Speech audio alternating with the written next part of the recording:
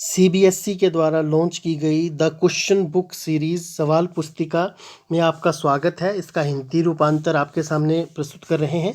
पहला भाग आप देख चुके हैं जिसमें हमने ये सब चीज़ें जानी और इसमें विशेष रूप से हमने जाना कि कैसे कदम दर कदम जो है वो किसी समस्या का समाधान किया जा सकता है। और अब हम जो है वो आगे बढ़ते हुए जानेंगे कि किसी भी समस्या के समाधान में कौन सी प्रॉब्लम हमें चाहिए होती है और कौन सी प्रॉब्लम हमें नहीं चाहिए होती है। I need this not. तो आइए शुरू करते हैं। तो सबसे पहले सीन में आपको पता है कि जब पिछली वीडियो ख़त्म हुई थी तो उसमें अंकित को भूख लग पड़ी थी। तो उसको सुनने के बाद जब वो खाना खाने चलते हैं तो डेक्स्टन कहता है, दोस्तों तुम शायद भूल रहे हो कि मैं भोजन नहीं खाता, मैं तो बिजली खाता हूँ। इतने में अंकिता कहती है, हाँ बिल्कुल, तुमने अभी बहुत सी बिजली खा ली है, तुम्हारा पेट तो फुल है। अंकित झुंझलाते हुए कहता है कि लेकिन मैं तो हमेशा ही भूखा रहता हूँ।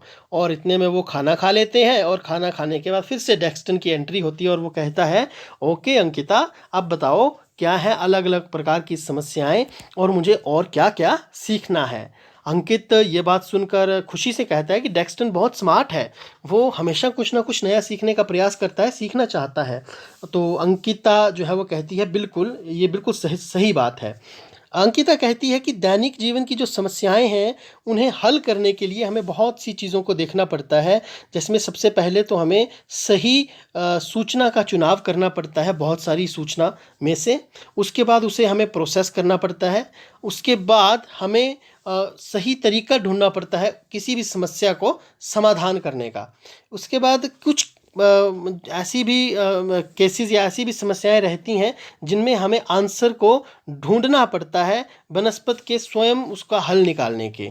इसके बाद ही कुछ समस्याएं ऐसी भी हो सकती हैं जहां हमें कुछ पैटर्न्स को फाइंड करना है, कुछ मतलब उसमें क्या समानता है, क्या उसमें एक दूसरे में क्या लिंक है वो ढूंढना पड़ता है। और बहुत सी समस्याएं तो ऐसी होती हैं जिनमें हमें उस समस्या को छोटे छोटे हिस्सों में बांटना पड़ता है।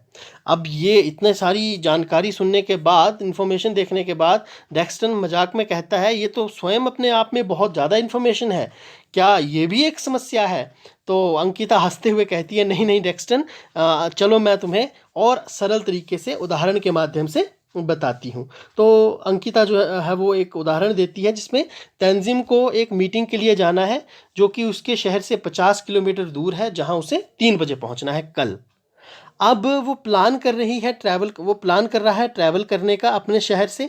वहाँ से उसे पैदल स्टेशन तक जाना है, स्टेशन से उसे ट्रेन में उस गांव तक, शहर तक जाना है जहाँ वो मीटिंग है, और फिर वहाँ प्लेटफॉर्म से मीटिंग के स्थान तक पहुँचना है। तो इसमें कितना समय उसको लगेगा, और ये जो इन्फॉर्मेशन है अंकिता कहती है कि इसको ध्यान में रखते हुए कितने बजे उसे अपनी जर्नी जो है वो शुरू करनी चाहिए।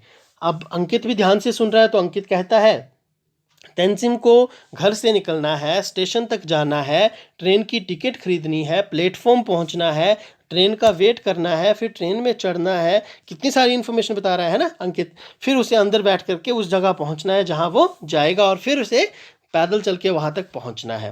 अब डेक्स्टन ये सब सुनने के बाद कोशिश करता है बताने की कि क्या क्या इन्फॉर्मेशन तेंजिन को चाहिए। तो सबसे पहले वो बताता है कि समय कितना लगेगा वो पता होना चाहिए, इसके बाद स्टेशन पहुँचने में, फिर टिकट खरीदने में कितना समय लगेगा, फिर कितना समय लगेगा प्लेटफॉर्म पहुँचने में, और ट्रेन का टाइम टेबल क्या है वो पता करना पड़ेगा।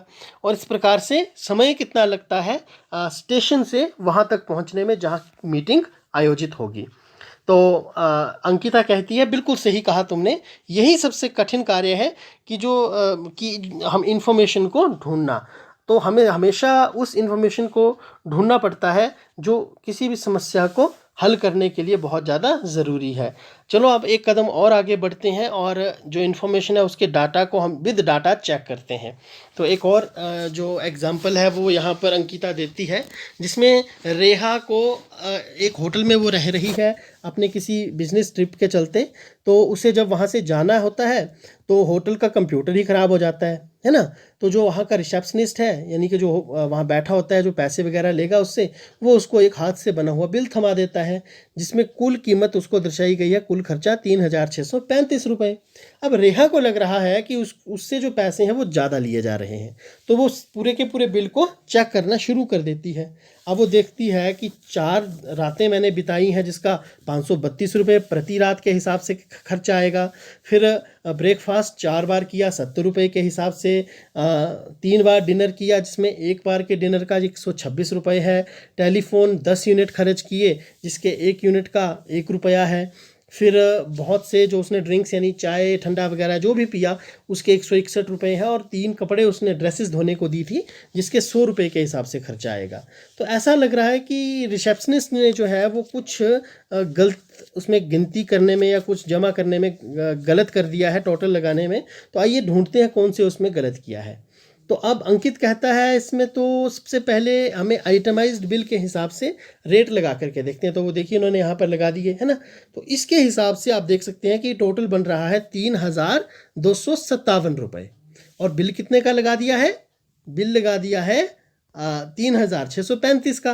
तो अंकित कहता है बिल्कुल सही डेक्स्टन, तुमने बिल्कुल सही काउंट किया। अब अंकित कहता है इसका मतलब ये हुआ कि 3,635 में से हमें 3,257 अवधि घटाए, यानी 378 रुपये अतिरिक्त चार्ज किए हैं, जो कि संभवतः डिनर के लिए लगते हैं, क्योंकि 18 रुपये का जो मैच है वो किसी और चीज़ के साथ नहीं बैठ रहा। तो डेक्स्टन भी हामी भरते हुए कहता है कि बिल्कुल सही कह रहे हो तुम। अब अंकिता क्या कहती है कि हाँ बिल्कुल सही कहा डेक्स्टन तुमने, लेकिन ये तो केवल एक उदाहरण था, अब मैं आपको कुछ और समस्याएं दूंगी जो तुम स्वयं सोल्व करोगे। तो आओ अब समय है कुछ और ज़्यादा डाटा को देखने का। तो बच्चों जैसे डेक्स्टन इसे खुद करेगा वैसे ही आप भी इस समस्या को स्वयं हल करेंगे और अपने टीचर को हल करके भेजेंगे। तो इसमें समस्या नंबर 1 ये है कि राजेश को भोजन बनाना है अपने दोस्तों के लिए, जिसमें उसे जो उसने मक्के भूनने हैं उसमें लगेगा उसको 2 घंटे का समय, और 2 घंटे के बाद उसे अतिरिक्त 15 मिनट उसको आराम देना है भूनने के बाद, और 15 मिनट जो है वो जिसकी ओवन के ऊपर वो भूनेगा उसके गर्म होने में लग जाते हैं, यानी कि लगभग 2.5 घंटे का समय जो है वो उसको इसमें लगेगा।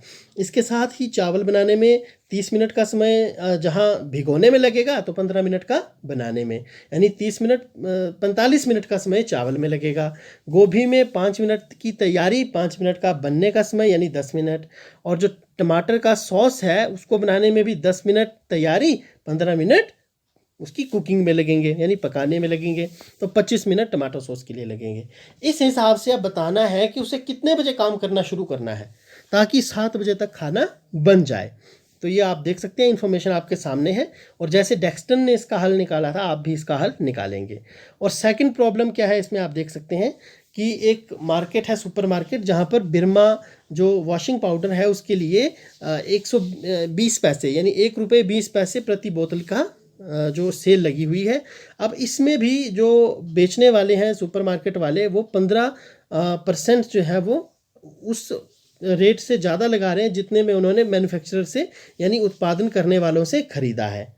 ठीक है, अब अगले हफ्ते ही वो क्या करते हैं, 2 बोतलों के साथ 1 बोतल फ्री करने का ऑफ़र चला देते हैं, और साथ में ये भी चाहते हैं कि उन्हें किसी प्रकार के पैसों का नुकसान ना हो, और वो मैन्युफैक्चरर से ये आशा कर रहे हैं कि वो अपनी कीमतें कम कर दें ताकि उनके जो प्रॉफिट्स है वो पहले की तरह रहे। तो कितना उनको कीमत कम करनी पड़ेगी ताकि प्रॉफिट पहले की तरह ही रहे। ये हैं 2 समस्याएं जिनका आपको हल करना है, और इसका हल आप करके अपने टीचर्स को भेज सकते हैं। Thank you so much.